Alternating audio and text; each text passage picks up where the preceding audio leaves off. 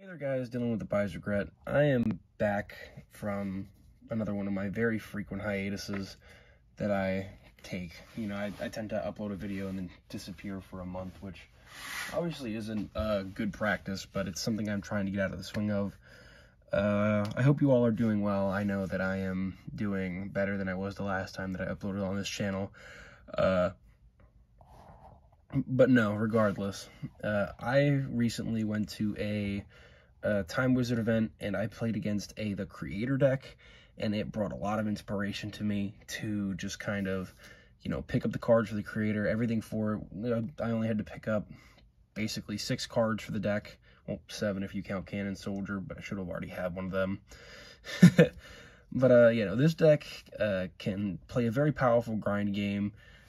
When the board ends up getting locked up, it has a pretty cool loop that you can, I wouldn't call it a loop per se. One second.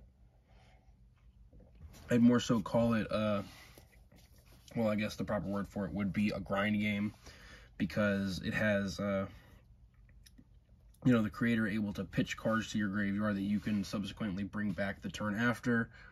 So you can loop cards like Exiled Force to just blow cards up. So let's get right into this. Starting out, obviously we're playing 3 copies of the Creator and 3 copies of the Creator Incarnate. The Creator, the heart and soul of the deck, pitching a monster to special back any monster from your graveyard. And the Creator Incarnate being a level 4 light warrior means searchable by Rhoda, and the fact that it tributes itself for an effect is also a main reason to be playing this deck, because this deck is playing Last Will, because being able to Last Will some of your probably your primary targets that you'll be summoning back with the Creator is pretty insane. Going into some of those Last Will targets, we have Exiled Force, Cannon Soldier, DD Warrior Lady, and Sangan. Exiled probably being the main one that we summon. Just being able to sack it, blow something up, and then summoning it back with the Creator to blow another thing up off tribute, or if need be, we can activate Last Will, summon Force, sack the Force to blow something up, summon summon Warrior Lady or Cannon Soldier out of the deck. The loop that I was sort of going over, because we are also playing Sinister to pair with the Sangan in this deck, was if we get locked up into a board state where we can get the Creator and Cannon Soldier on field, every turn we can just summon something back from our graveyard, or summon back the Cannon Soldier with the Creator and pitch the Serpent for it, and then sack the Cannon Soldier for 500 points of damage. And then subsequently, on the next turn, Serpent will return to our hand, and then we can pitch it again to summon back the Soldier to burn for another 5. So that was another very, that's an instance that actually happened to me while I was at the tournament, which was like my main push to actually build this decking, pick up the cards for it. Also, if you all do want to, ooh, sorry about that, I hit my tripod. If you all do want to pick up the cards for this deck, these secret rare Creators are like just under $2. And everything else that we play in this deck is pretty much a GOAT format staple. So it's a fairly simple deck to pick up. Going into other cards that we're playing in this deck, we're playing Triple Thunder Dragon just to always have fuel for the Creator. This card always sees plays in GOAT format. I think this card has become pretty much a mainstay staple, kind of like how people used to play 37 card decks with triple upstart. I think this card kind of reads in like that now. And then to pair along with that, well, I guess not pair along with it, but another 3 of that we're playing in the deck is Triple Kaiku. This is very much a resource, or a graveyard as a resource kind of deck. So having Triple Kaiku to keep your opponent out of it, out of their graveyard, but also keep your graveyard very full, tends to be a very easy way to lock some games up. And then for some other generic cards that we're playing Breaker, Tribe, and then BLS, because we play Darks and Lights, Creator's Light, the Cannon Soldier's Dark. I think the dark to light ratio is like 9 to 6, 9 to 7, light to dark. Because usually, especially with Kaiku kind of edging its way back into the main decks of the format, you know, Chaos decks playing it in the main now. Having more light targets, because a lot of people like to favor hitting lights over hitting darks now with Kaiku.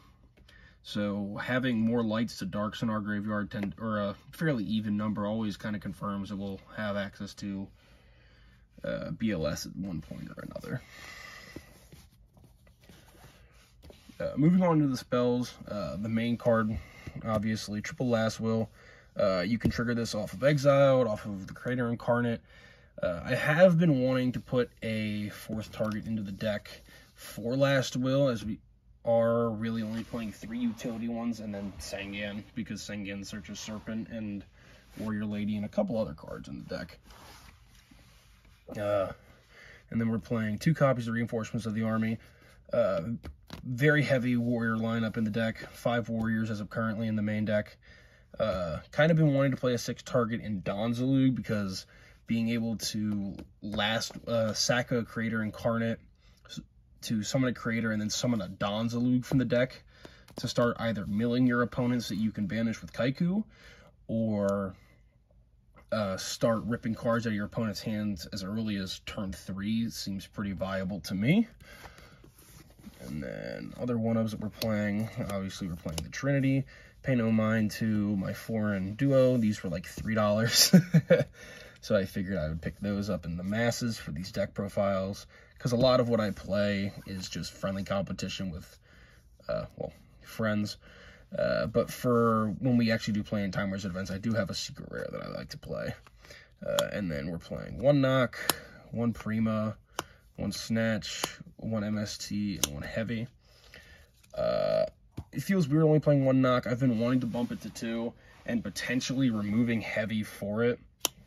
But having Heavy as a blowout card tends to be nice, especially since my meta tends to be primarily Panda Burn. Having like a main deck out to it is very nice.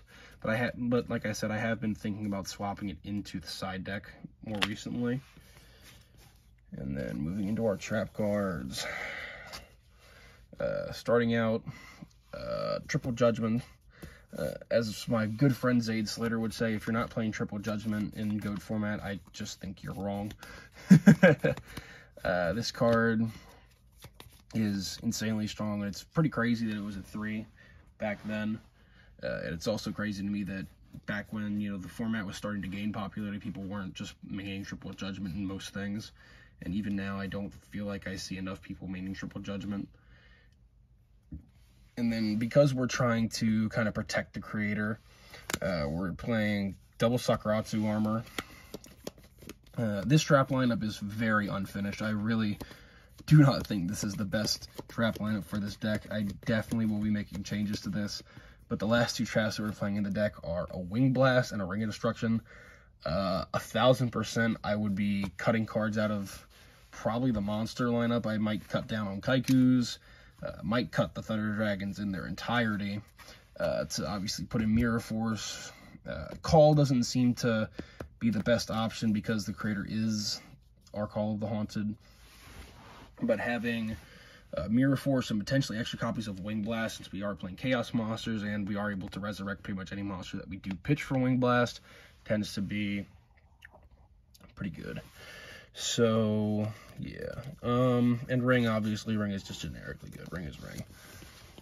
So, that'll be it for this deck profile. I'm going to be cranking out content here tonight. Tonight is Sunday night. This will probably go, or Saturday night. This will probably go live on Sunday. So, thank you all so much for watching. I very much do enjoy doing Yu-Gi-Oh! Content for YouTube.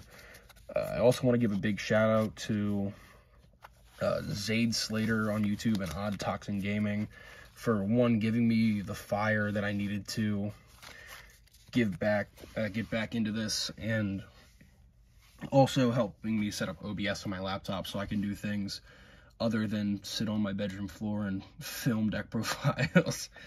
Yeah, I'm gonna make sure to link both of them in the description, so if you all aren't already subscribed to them, which if you aren't, then what the hell are you doing? And second off, you can go subscribe to them and see all kinds of speed duel content, main format content, and the works. So yeah, until then, thank you guys. Have a good night.